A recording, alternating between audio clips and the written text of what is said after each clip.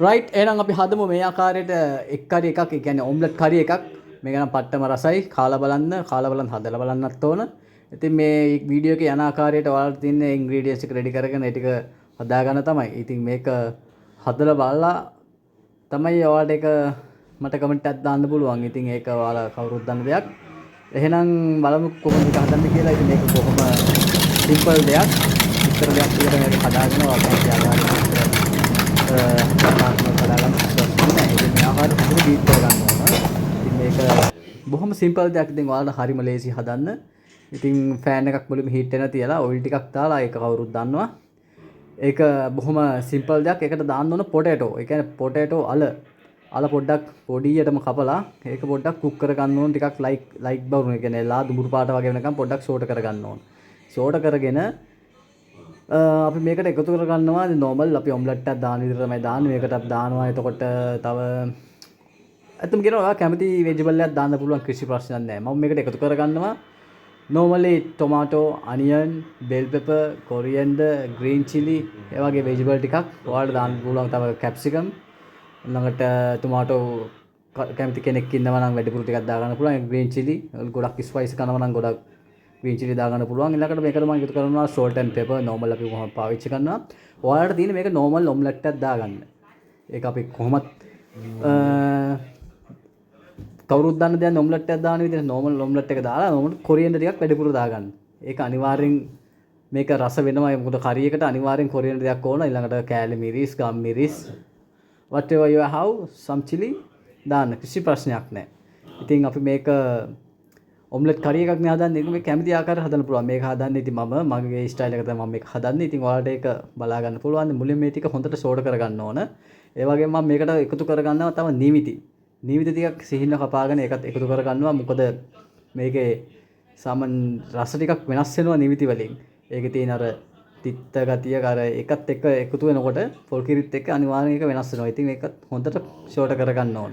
Short කරගෙන අපි කඩාගත්තු බිත්තර ටික මේකට දාන්න ඕනේ. ඒක කොහොමත් අපි normal omelette එකක් දාන විදිහට දාන්න පුළුවන්. ඒකෙන්ද කිසි ප්‍රශ්නයක් කරගන්න එපා. ඒක ඒ විදිහට ආකාරයට මේ වීඩියෝ එක ආකාරයට ඒක දාන්න කිසි ප්‍රශ්නයක් නැහැ. ඒක දාන විදියක් තියෙනවා මෙන්න මේ ආකාරයට.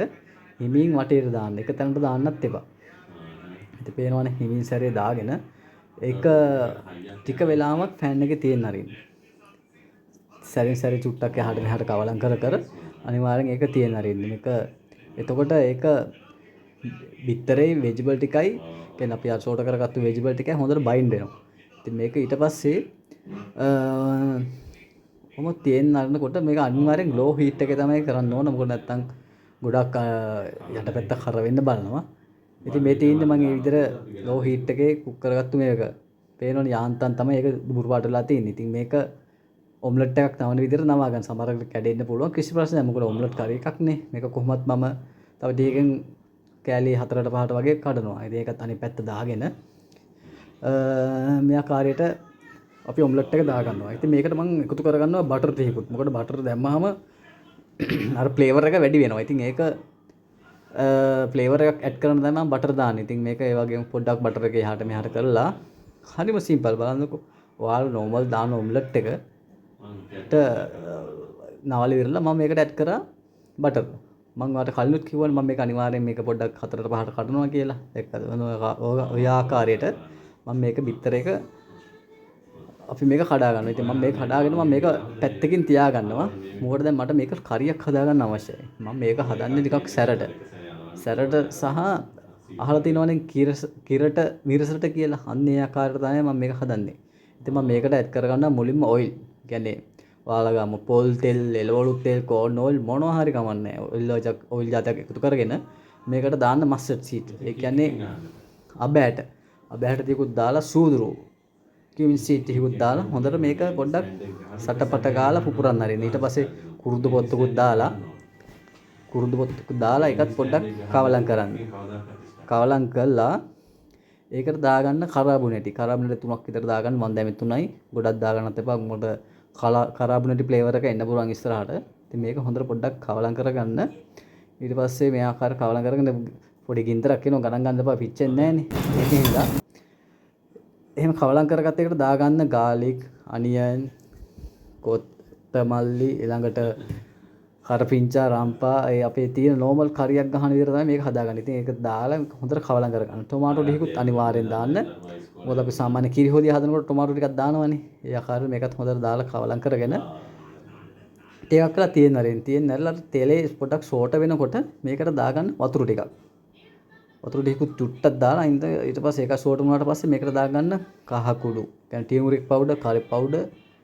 මම මේක සරට හදන්න හින්දා මිරිස් කුඩු පොඩ්ඩක් දානවා.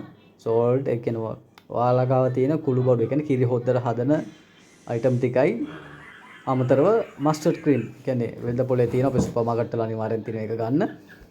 එයින් ටිකකුත් දාලා හොඳට කවලම් කරන්න. මේක මතක තියාගන්න ෆෑන් එක පොඩ්ඩක් හීට් කරගන්නත් ඕන. හැබැයි ගොඩක් කර වෙන්න දෙන්නත් එපා. ඒත් එක මම මේකට වතුර ටිකක් එකතු කරලා නැවත මම මේක හොඳට කවලම් කරගන්නවා.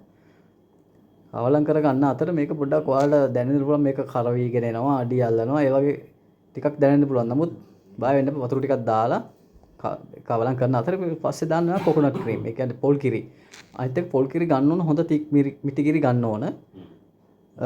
පොල් කිරි පළවෙනි එකේ කියන්නේ අන්න ඒක. ඒක අරගෙන හොඳට කවලම් කරගන්න. මත් බලන්න මේක දැන් හොඳ තික් එකට තියෙනවා. අනිත් එක ඔයාලා හිතනවා ඇති මේක කර වෙලා කියලා. නෑ මේක කර වෙලා නෑ. මොකද මම කරපිංච බොහොම සිහින්ව කපා ගත්තේ. මොකද එතකොට මේකට ෆ්ලේවර් එක හොඳ හින්දා. ඉතින් මම මේක හොඳට නටන්න අරිනවා. ඒ කියන්නේ අර හොඳට පැහෙනවා කියන්නේ කිරි හොද්ද. බයෙන්ද මම මේක කැටි ගහෙන්න දෙන්න හොඳට කවලම් කර දාන්න. පස්සේ මම මේකට එකතු කරගන්නවා. අපි අර ඔම්ලට් එකක් හදලා කපලා තියාගත්තානේ. අන්න ඒ ටික මම මේක එකතු කරගන්නවා. ඉතින් මේක හරිම ලේසි. පේනවනේ. ඔයාලා හිතයි මේක පොල් කිරි එක දැන් මේ වගේ උතුරුනකොට කැටි ගහනවා. එහෙම නෑ. ඔයා බලන්නකො මේක හදුනාට පස්සේ කොහොමද කැටි ගහලා නැද්ද කියලා. ඉතින් මේක හරිම ලේසි දෙයක්. හරිම රසයි.